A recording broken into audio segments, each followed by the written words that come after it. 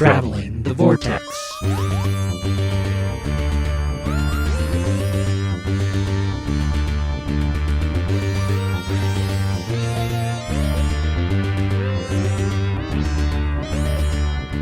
We've joined Susan as she travels the Vortex and arrive at episode 528. I hope you brought biscuits to the negotiations and to this podcast. I'm Keith. I'm Sean. I'm Glenn.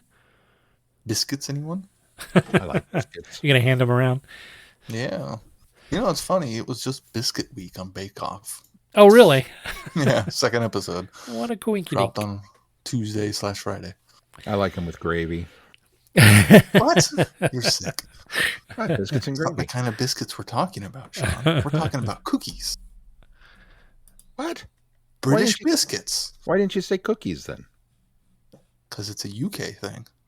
These are not like light and fluffy, buttery, flaky layered biscuits? No.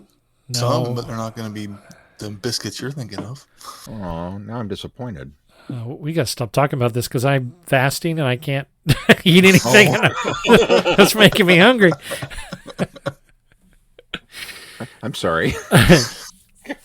Well, we've been away for a while. Did you guys do anything fun in the last few weeks? See any movies or anything? It's too much. I have to sum up. Well, maybe I should go. I'll go first because go first. I don't typically watch a lot of stuff, but I did watch the Day the Music Died, which is the Don McLean documentary about the song "The Day the Music Died," and it incorporates the Buddy Holly, the crash basically that killed the Big Bopper, Buddy Holly and Richie Valens. It's really good. It's quite interesting. I think it's the most definitive answer behind the mystery of what the lyrics of the song are.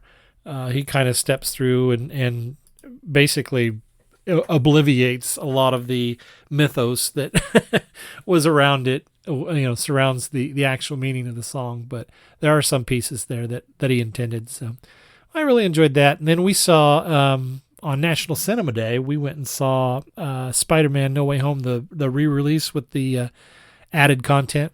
Is the added content worth it? So we paid $3 because it was Cinema Day. And I was that was totally worth it for $3.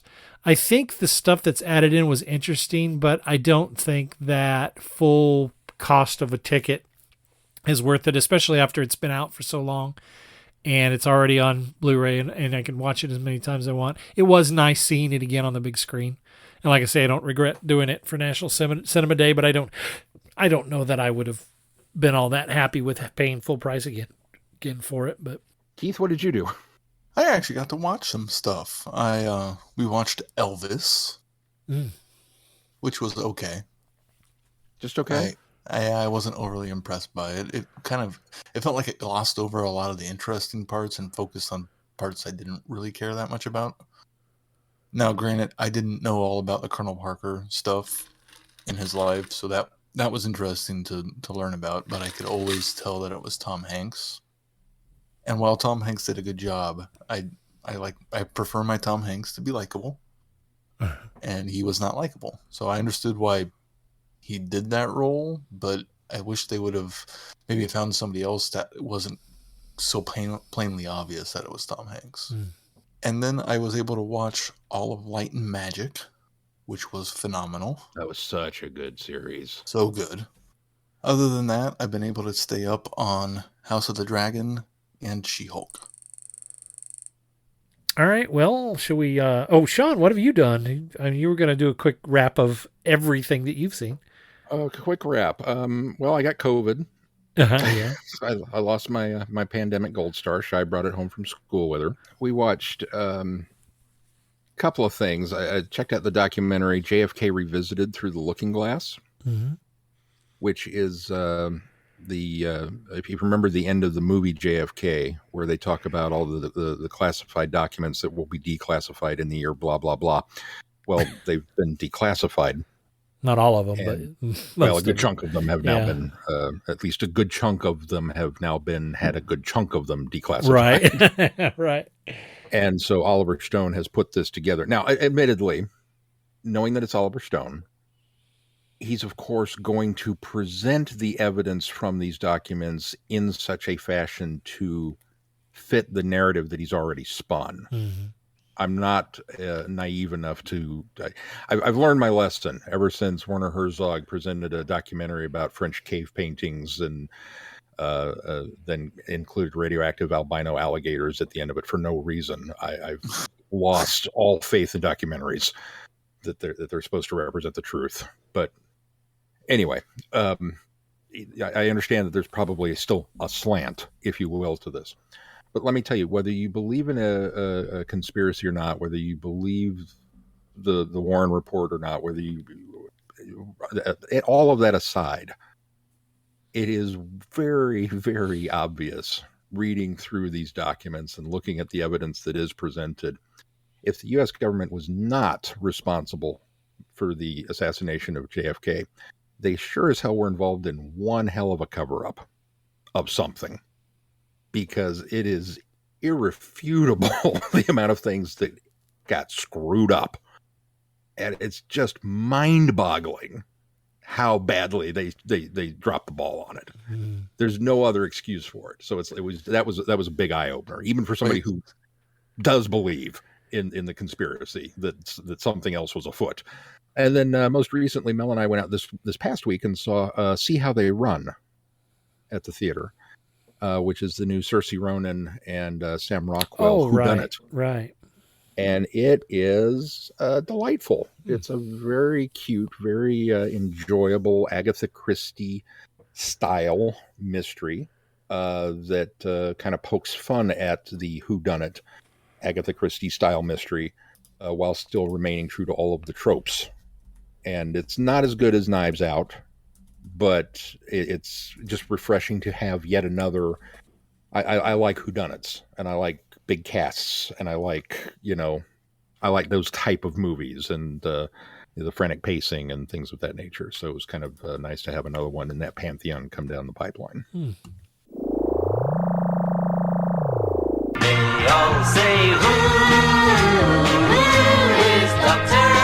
Do you collect Doctor Who? Do you have Doctor Who items and you don't know you collect Doctor Who?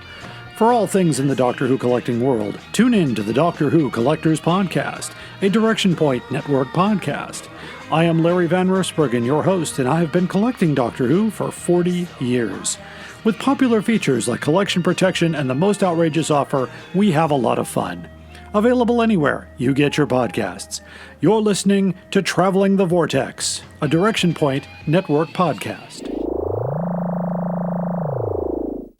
All right, well, let's move on to our reviews. We are still reviewing the Time War. We've actually moved over into Act 2. This set of stories coming up will start the second act of the Time War. And yes, we're doing Short Trips, All Hands on Deck, which was in the Short Trips Series 7. And then we're going to do Time War, Susan's War. Doctor Who, Short Trips.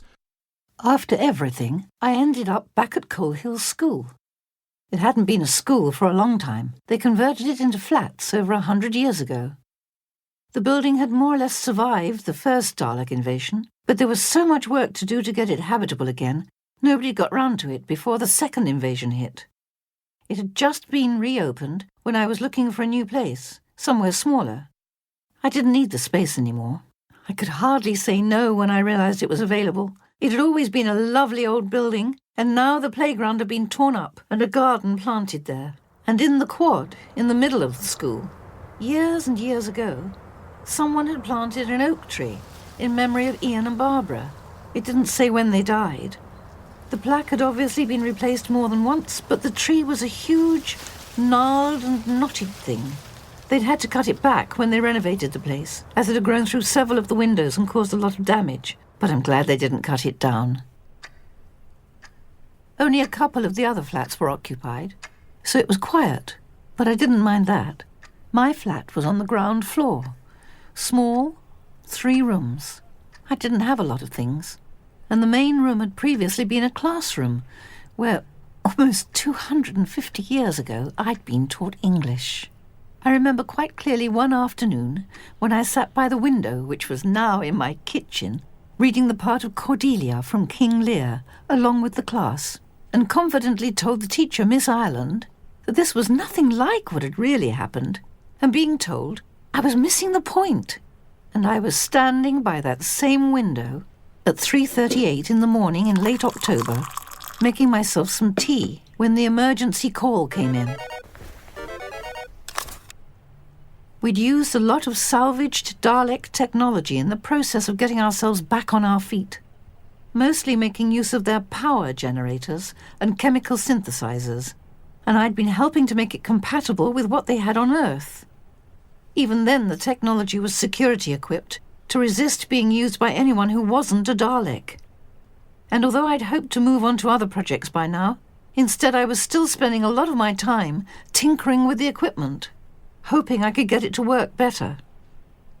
The synthesizer I'd been working on earlier that day was set up in a warehouse in King's Cross, suspended in a web of virtual cable routers, which could simulate the necessary Dalek commands.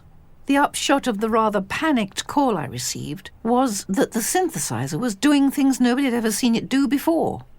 Its data output had gone haywire, and it was draining energy from the local systems in huge waves. Big Finish. We love stories. Everyone Susan Campbell cared about has gone. Most of them died in the second Dalek invasion, and her grandfather never visits. She's living in what used to be Coal Hill School, helping Earth rebuild again. Then one night, she's called away to help with an emergency.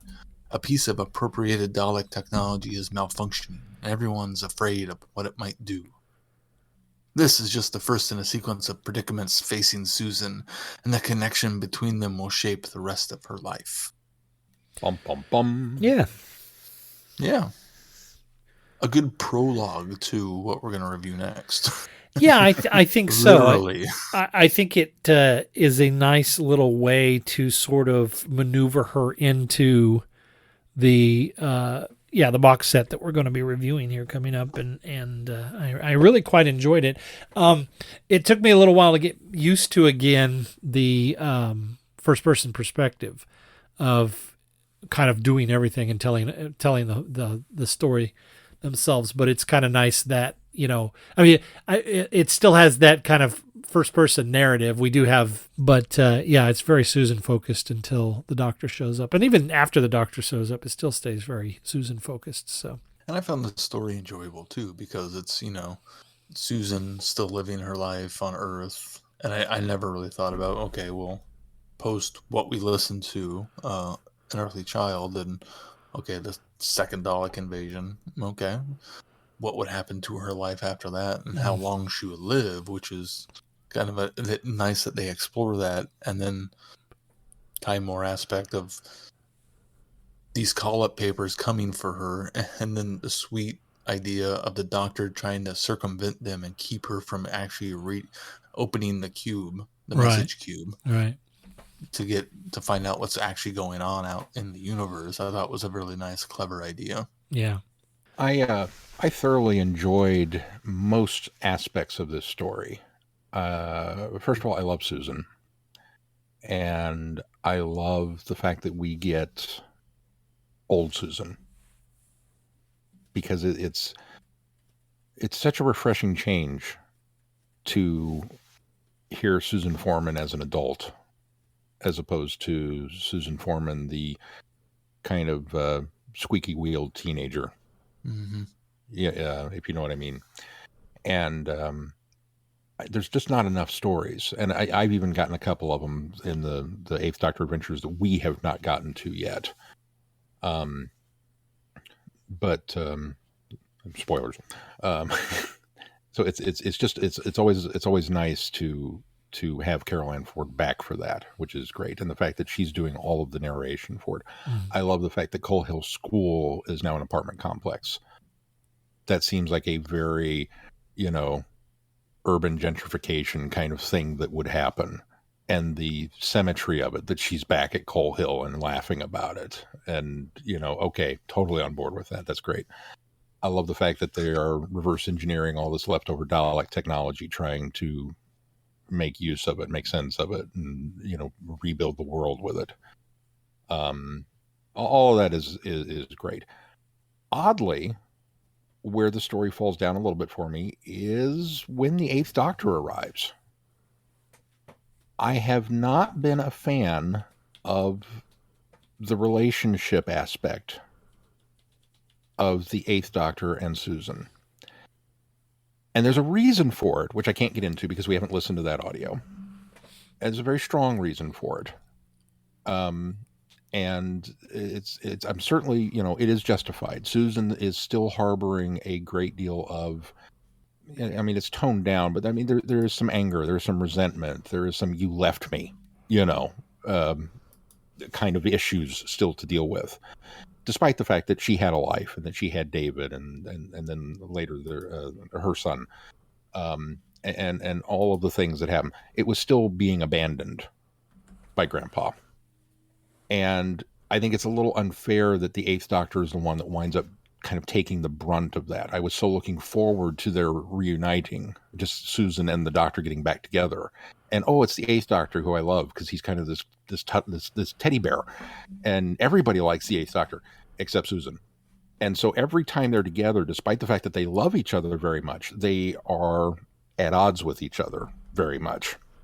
And even though it's not Paul McGann, it's this because they have these great moments together when they are in audios together, but it's still this same kind of strained relationship status. And Carol does a great job carrying that through in the audio, but it immediately kind of it's a personal thing. I understand it's all on me, but it just is like, I hate the fact that we're fighting. It just bothers me. And then the fact that the Doctor's plan, quite honestly, I get his reasoning behind it, but it seems childish. It seems very childish. It's a very immature way of doing it, that he's going to risk putting other people in danger just so that Susan doesn't get this message. What story haven't we listened to that you were privy to? In the An Earthly Child? Or have we listened to that one? It's To the Death.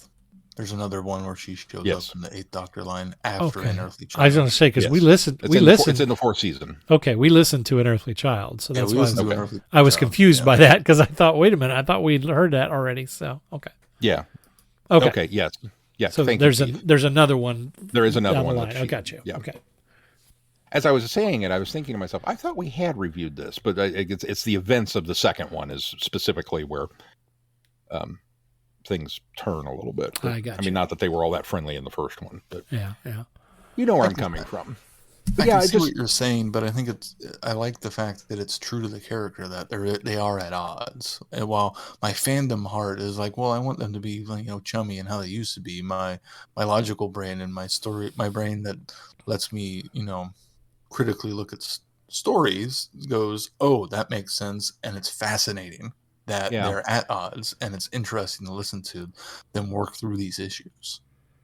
And it does make a large amount of writing sense that of all of the Doctors to pair her up with and give her this conflict, it's the Eighth Doctor, because it seems like he would be the one least likely to have conflict with Susan. Yeah. I could see the Seventh Doctor being very at odds because of how his personality is, that she would not approve of some of the things that he, especially the later season kind of darker personality. Yeah. McCoy Doctor. But like I said, Paul McGann's Doctor is almost always so lovely and warm and inviting and Victorian and or Edwardian, and just he's just cuddly. And so it's like, yay, Susan and McGann, yay. No, you don't get it. And I get the reason why. I totally get it, but it just sets my teeth on edge. Well, and I know what you're saying, but of course we'll get to it when we review that later, where we actually get Paul McGann show up. I think the relationship is a little better there too. I think what I liked about this is just him going to the great efforts to try to keep her out of the war. He's very much doing this probably the wrong way, but he's very much got her best interest at heart. And so doing the wrong thing for the right reason. Right, exactly. So that's what I sort of enjoyed about this. I think that he went about it kind of a weird way, but no, I really kind of, it was a bit endearing that he was kind of doing everything he could to keep her from assembling that cube and being called home. So. And I also like the idea that she got to kind of turn the tables on him at the end and do what he did to her. Right. Yeah. Even using some of the same dialogue. Right. I mean, that was a nice touch and a nice turn to lock him out and take off and leave him behind, even though he's not really left behind. But you know what I mean. Yeah. No, it was a neat way of turning the tables. Yeah, the symmetry there was quite lovely.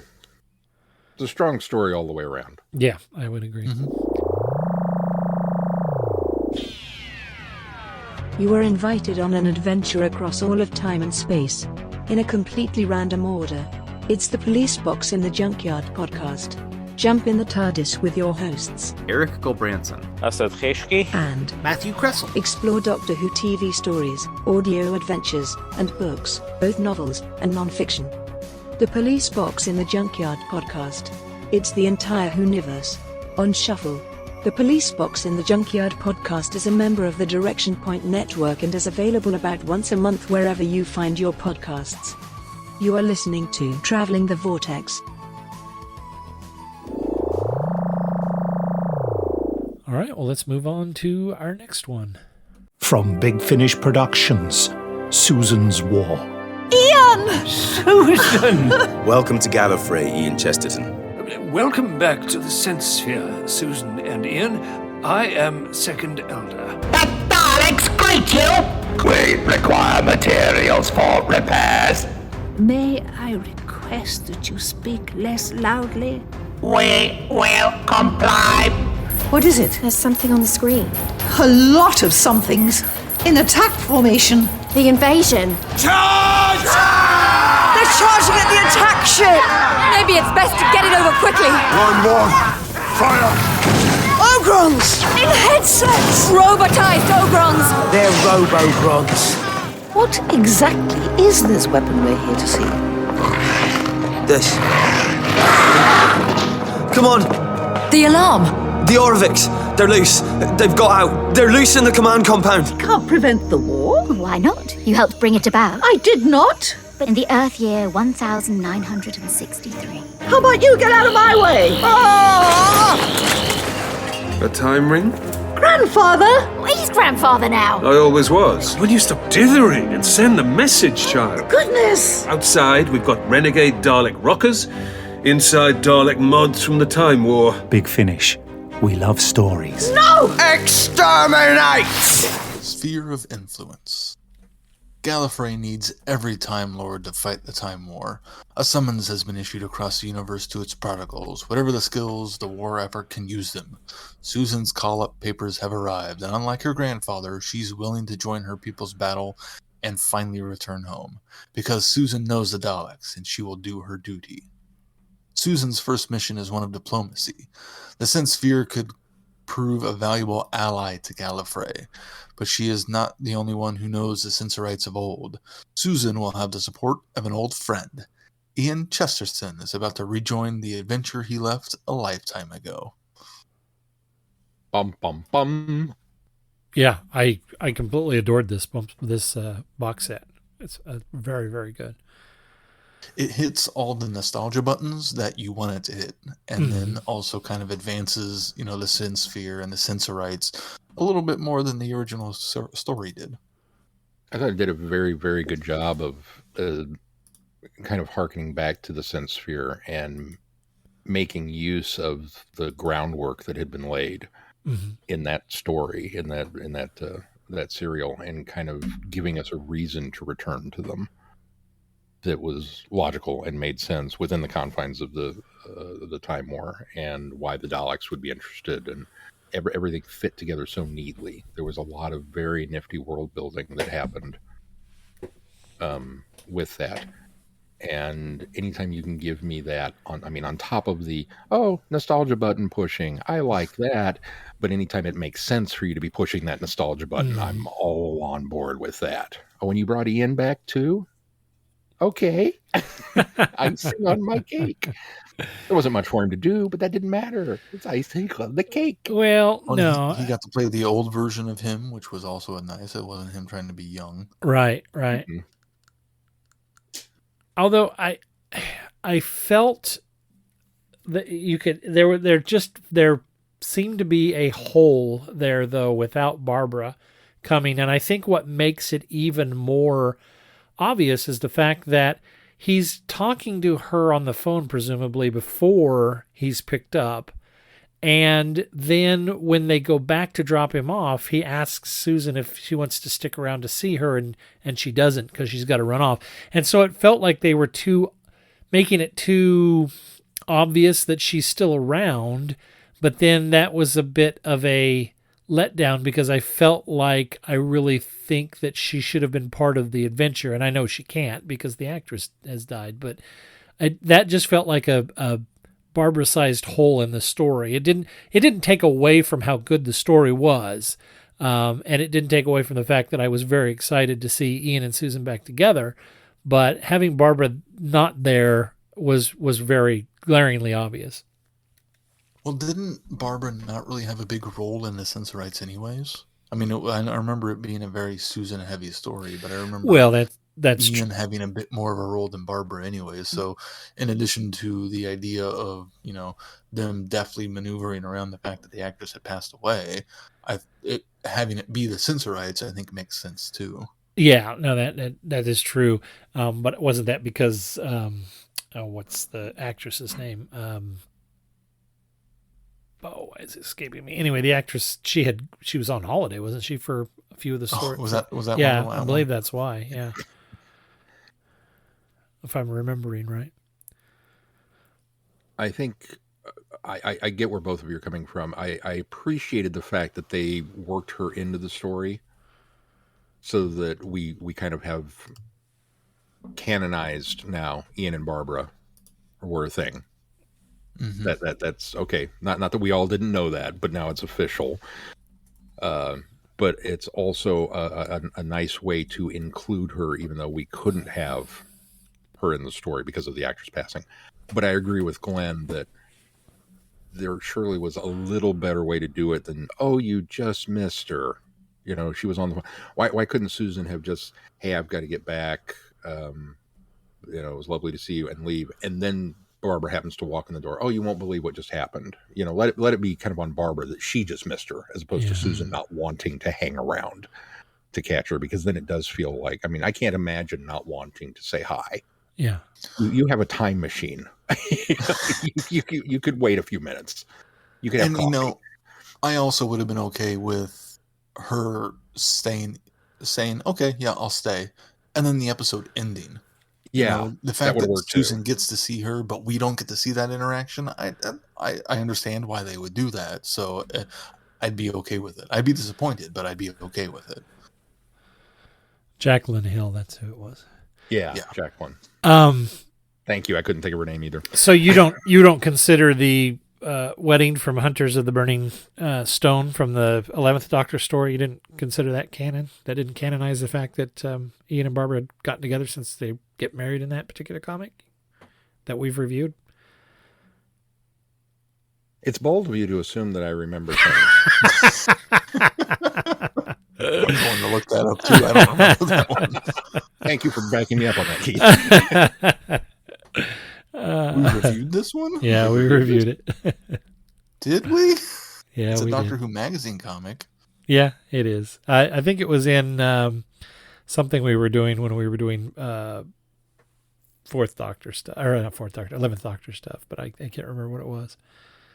Well, to be fair, yes, I consider all of it canon, but officially, and I know Doctor Who canon is like, yeah, right. I mean, this is Doctor Who magazine.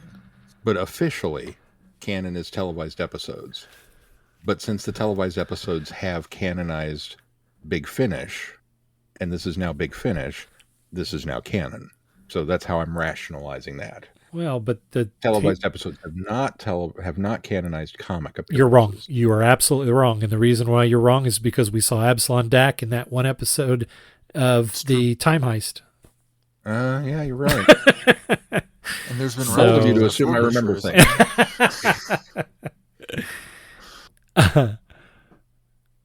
Anyway, no, I know what you meant, though. I'm really kind of picking on you. Keith, you're going to have to send me the details of this comic later because I don't remember. I'll send you the wiki list. Okay, wiki entry. In the remember it either. I probably have the comic on the shelf. I just don't remember it. This doesn't help, but in the book Day of the Doctor, it is mentioned that Ian and Barbara are on their 4th honeymoon. So, oh, nice. Well, okay, that's canon then. Well, it's the book though. It's Yes, the novelization of the TV. So it didn't air. It just was added to the book. So, although that if I'm not wrong, that one was written by Stephen Moffat, and so to me that's pretty canon. So I have no memory of this. Well, I don't think we haven't read the novelization. No, he's talking about the comic. Oh, the comic. Yeah, I have no memory of this. Well, maybe we didn't review it. Maybe I just read it myself. I think you read it yourself. But I don't remember it. I thought I put it together with something that we were doing that was an 11th Doctor story. Why do I remember it being connected to that? Glenn has whole schedules of things that because the 11th Doctor's in it. According to this, it was celebrated the 50th anniversary. Yeah, I remember. I think we did it. I'll have to go back and look at the. Don't we have thorough documents on yeah, this we now? do have. We'll have to go back and look through the documentation. Somebody check the historical records. Maybe it was one that we had originally added in a grouping of stuff, and then we ended up pulling it because it was one thing too many. I don't know. But I remember putting it together for something we were going to review for sure. And I read it. So maybe we couldn't get a copy of it because it was Doctor Who magazine. It wasn't available on this side of the pond or something. He just said he read it. Well, that doesn't mean he read it at the time we were going to review it. I did because it was right around the 50th. So, but I've been getting Doctor Who magazine for 8 years now. Digital. Maybe Glenn read it and held on to this piece of knowledge, knowing that 8 years down the road he was going to come back and circle back to it and go, "I'm going to tell them they reviewed this, even though they didn't." It's a long game plot. He's totally doing the Edgar Allan Poe thing where he's driving us insane. All right. Well, let's get back to our reviews. I thought the overall plot and how the Dalek infiltration into the Sin Sphere, I thought that was a really pretty well clever way to try to bring the Sensorites into the Time War. Besides Susan coming to try to get help. Well, it is the idea that the Sensorites we're sensitive to loud noises. Oh, the Daleks are coming to visit. Oh God. Well, I think there's a certain amount of arrogance too when the Daleks come the first time and they make the Daleks believe that. How did they convince them to not attack or not to come, and so there was a bit of an arrogance that they were safe from this war and they were safe from the Daleks because they were able to do that. So to have the one that infiltrates into the Sin Sphere, I thought that was kind of cool. So did anybody else get the idea that this was the eye stalk and the head variety of infiltration unit, or? It's how I imagined it, but they never really said anything about the eye stalk. So I just assumed maybe we didn't see, or the eye stalk never came out like it did in the TV episodes. But I assumed it was kind of the same thing because they're obviously beyond the Robo-Man technology. They make reference to the fact that it's more advanced now, so they don't use the headsets. Well, let's move on to the next one.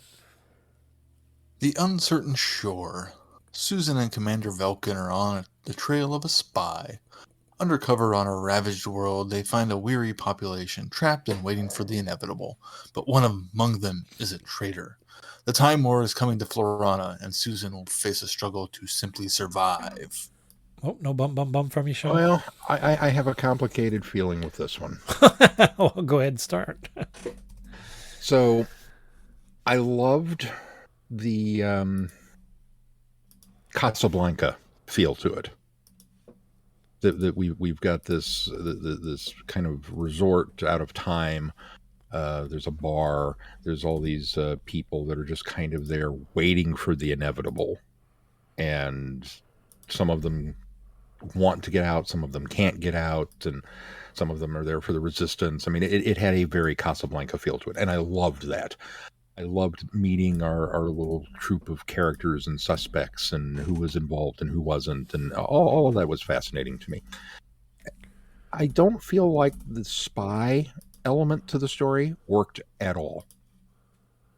It wasn't clear that that's what they were doing in the first place. Either. Yeah, and even when we get down to the resolution of it, it was just, There was no. I don't feel like there was any strong reason for Susan and what's her name, Velklin, to have been sent on this mission. Vecklin, thank you. There was no reason for them really to have been sent on this mission, because ultimately their involvement or non-involvement was immaterial. It wouldn't have mattered to the outcome. Yeah, I suppose it just kind of felt hollow. It was like, why are we mucking about dealing with? I mean, because you're there. Oh, there's a spy, but the spy didn't do anything, and I mean, there was no payoff. There were no stakes. There was nothing. I mean, it was this tiny little backwater that was going to get overrun, and then did, and it was like, okay. Why are you wasting an agent on this? Surely there are bigger fish to fry. That was my only complaint about it. I loved the elements of the story, just didn't like the story. No, I think you're absolutely right, and it almost gives it a feel of this is a filler story in order to bolster this box set. But I also agree that I think that the story is interesting. I like the Casablanca aspect, as you said. I like the visiting the idea of a resort that is on the precipice of invasion, and knowing that these are sort of the last days or even last hours before the invasion begins. And so I really liked the way that they were framing that. I really enjoyed the Ogrons showing up. Yeah, that was cool. And the Robogrons. The Robogrons. And the fact that all you had to do is play dead, and they just left you alone. Oh, he's dead. Move along. And what a neat idea that the Robogrons become smarter. Yeah, right. Only marginally, though. Marginally, right. I like the things that you mentioned too, Glenn, and I did struggle a lot to find the plot with the spy. You know, they talk about the spy a lot, but they never really explain why the spy is so important. And then when it comes out, you know, it's just she was a Dalek spy that was trying to infiltrate the ADF, and it's like, that's all that really was, and it didn't seem that it was that important of a story. But I had enough fun listening to it that I was able to excuse it, because Susan and Vecklin's relationship was great. It's good that I liked having those two paired up through this entire box set. In fact, the one where Vecklin's barely there, I was kind of disappointed she wasn't there more for. Mm-hmm.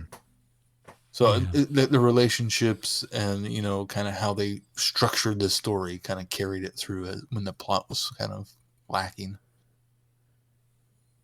Yeah, it's very much an exercise in style over substance, and I was totally okay with the style. All right, let's move on to Assets of War. Cardinal Rasmus believes that Susan's special abilities will help him assess a new weapons project. On a secret military base, creatures from the Vortex are being bred for war. Gallifrey's scientists think they can be used as assets against the Daleks, but the Oroviks are not easily tamed. Bum, bum, bum.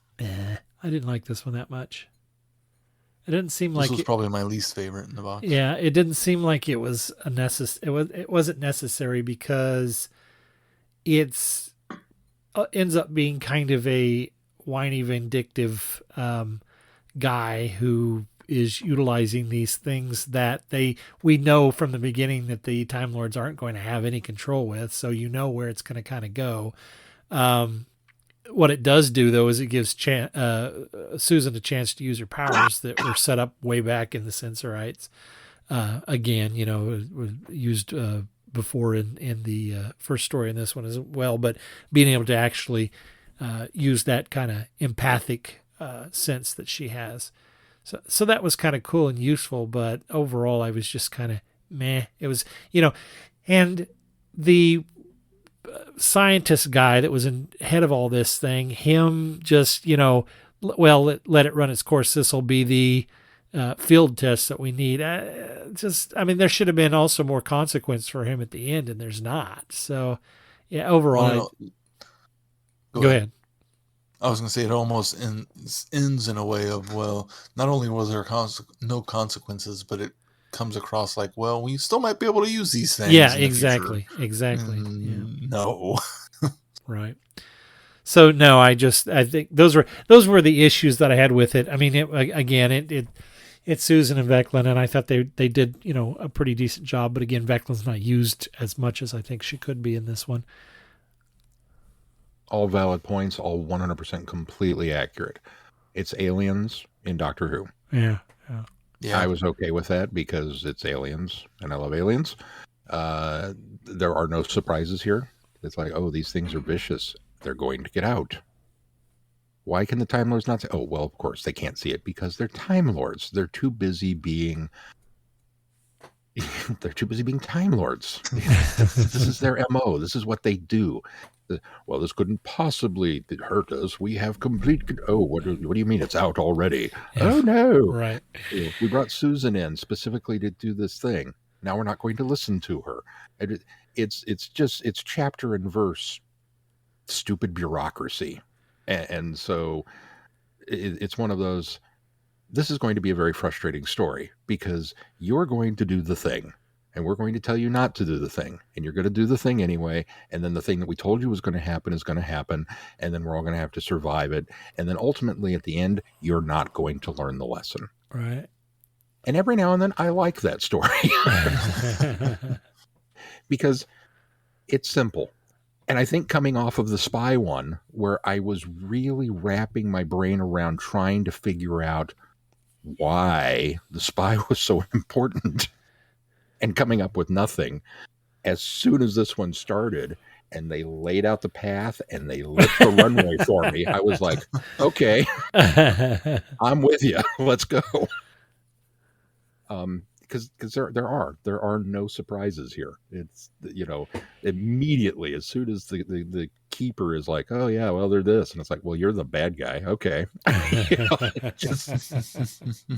And I kind of appreciated that it was. You are 100% right. This is a filler episode that has nothing to do with the box set, and Susan was wasted, Veclin was wasted. The whole thing is an exercise, and the fact that this guy does not get any bigger punishment, well, of course not, because there's a time war on, and we need all hands on deck. It's like, okay, whatever.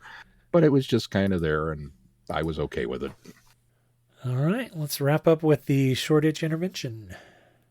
When Susan's TARDIS is intercepted, she is given a highly classified mission. Earth, 1963, is a nexus point in the Time War, but the timelines must be negotiated carefully. Mods and rockers are not the only dangers on the streets of Shoreditch. In Susan's past, the Daleks are waiting, but so is the Doctor. Bum, bum, bum. Yeah, this is the best one in the whole set, if you ask me. Very much so.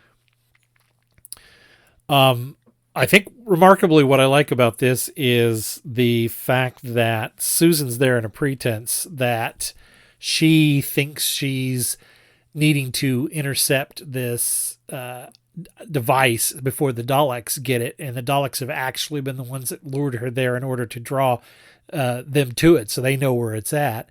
And so I like the fact that it connects to the first Doctor having already just dropped it off, and the seventh Doctor still needing it to do what he does with it to launch into the sun of Skaro.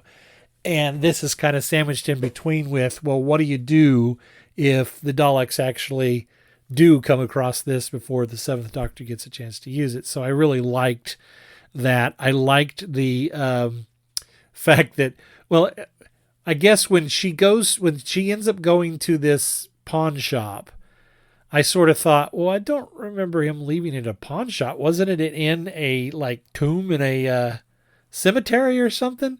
And so when it's revealed that that isn't really where he dropped it off, that it was a ruse, then that actually worked for me better.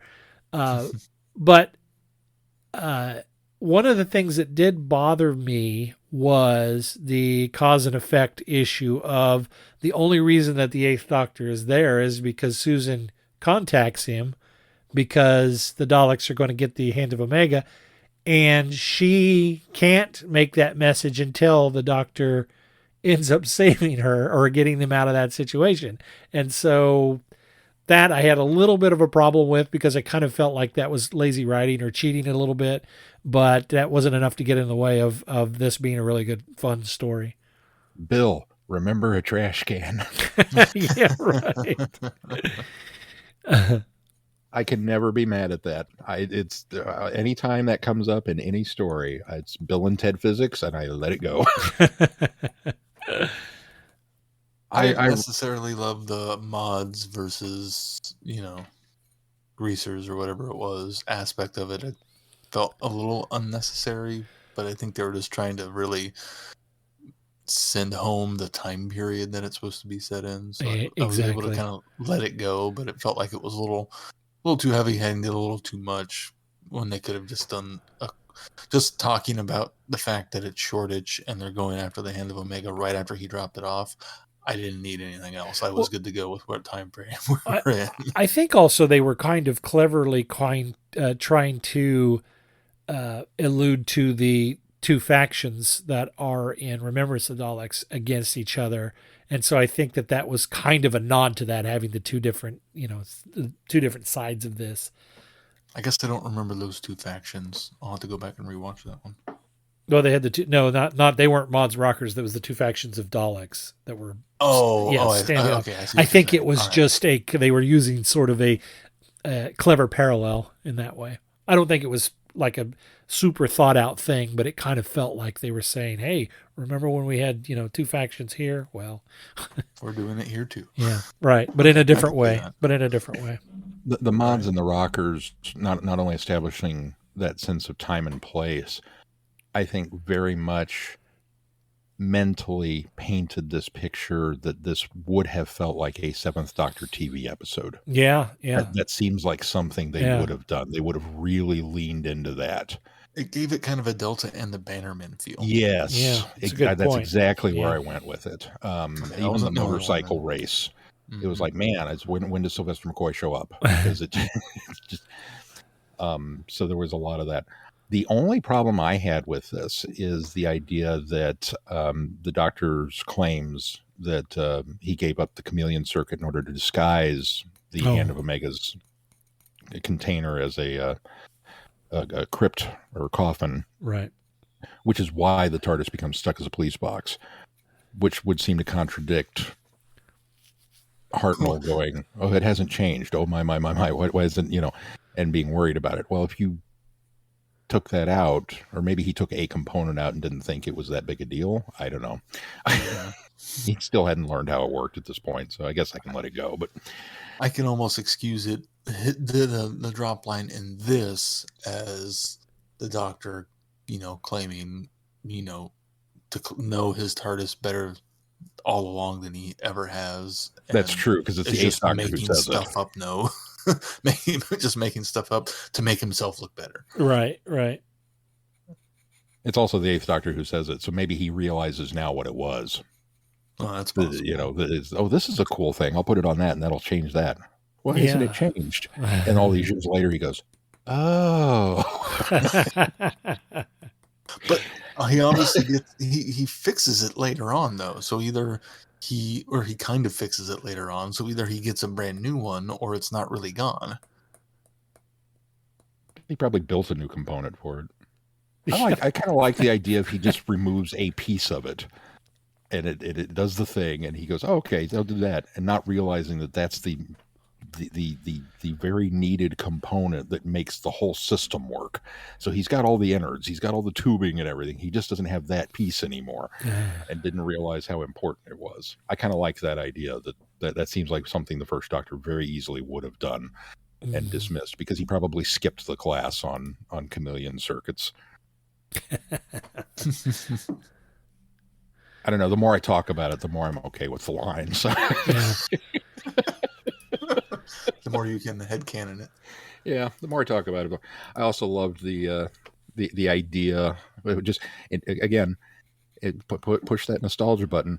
We're going to summon a special weapons Dalek to destroy the TARDIS. Yeah, right. Yeah, that's right, because that's how badass they are. we need one. Go get it. We're going to blow up a whole TARDIS with it. I'm over here grinning. Yeah, baby, go get it. I kind of want to see it happen. Overall impressions, box set, it's really good. It's really nice to find them placing Susan.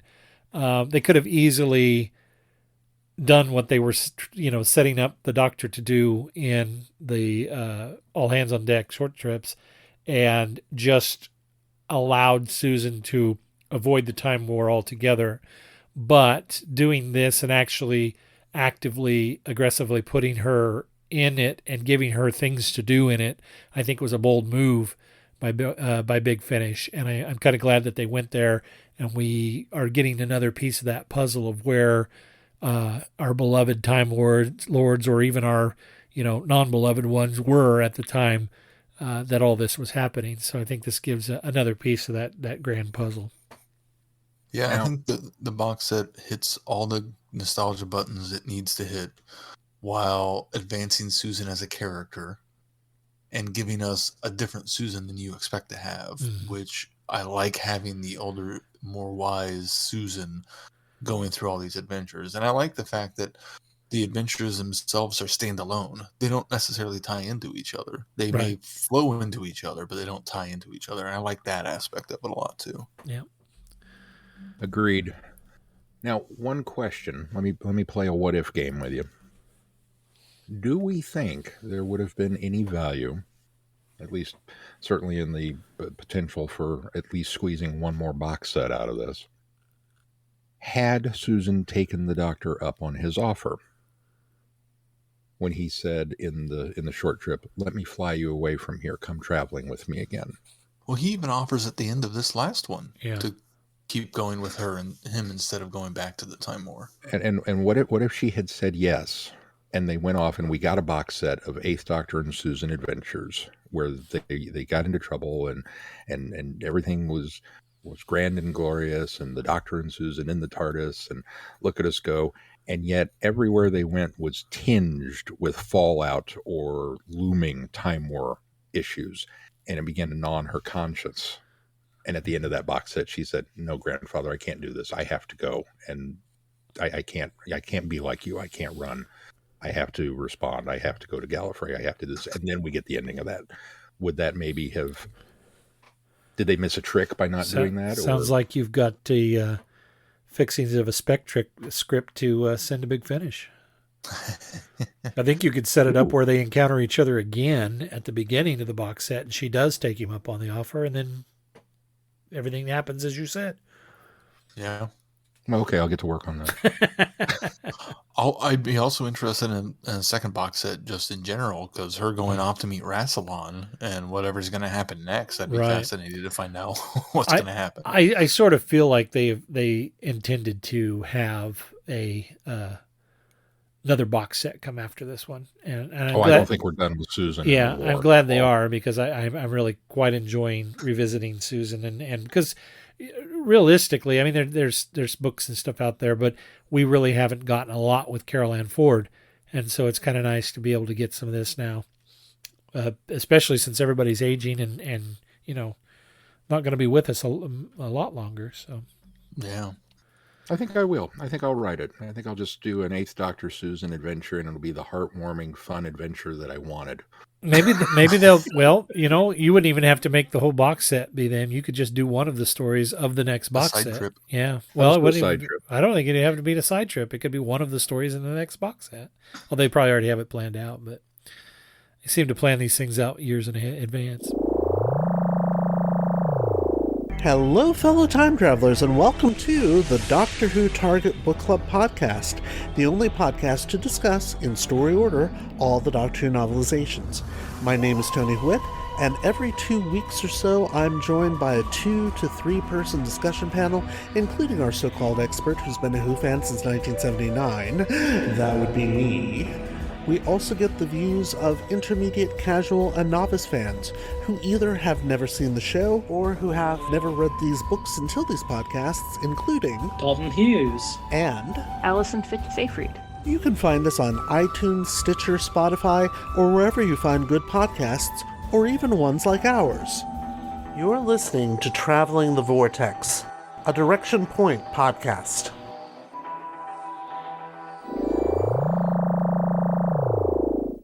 Sean, what do we got coming up on the schedule? Well, do you like Paul McGann? We sure do, and you're going to get a lot of him coming up. Because we have not 1, not 2, not 3, but 4 8th Doctor box sets. Time War 1, 2, 3, and 4 coming up in the next several installments as we continue to work our way through Act 2 of the Time War.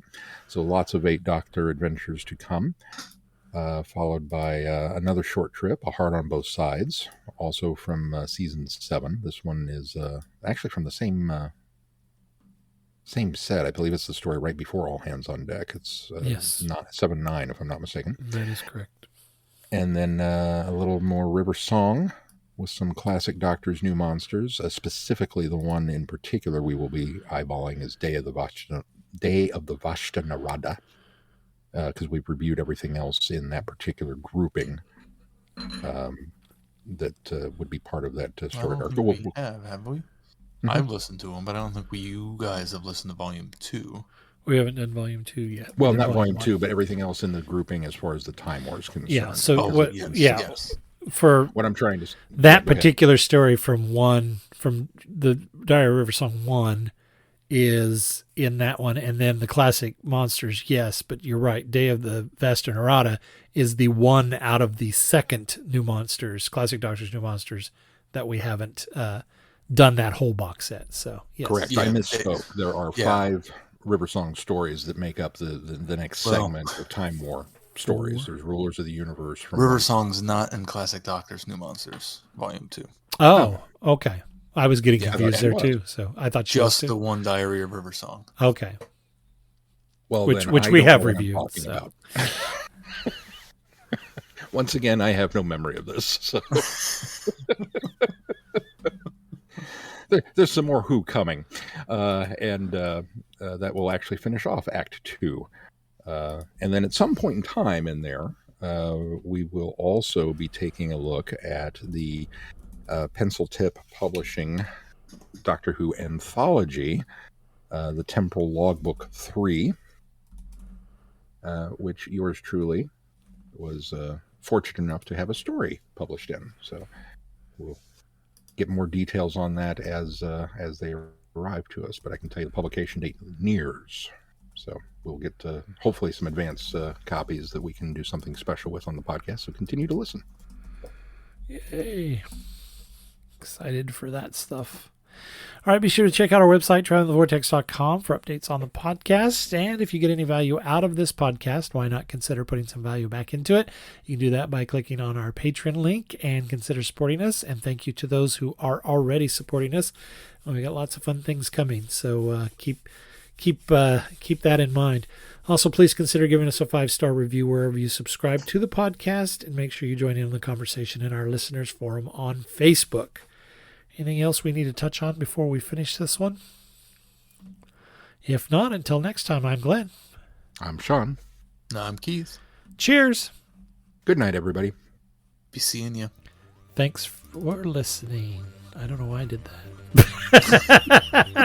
I don't usually do that. You're entitled? Because my voice is next. You have been listening to Traveling the Vortex. Doctor Who and all of its associated programs are owned and trademarked by the BBC. No infringement is intended or implied. Direction point! Direction point! A Doctor Who podcast network.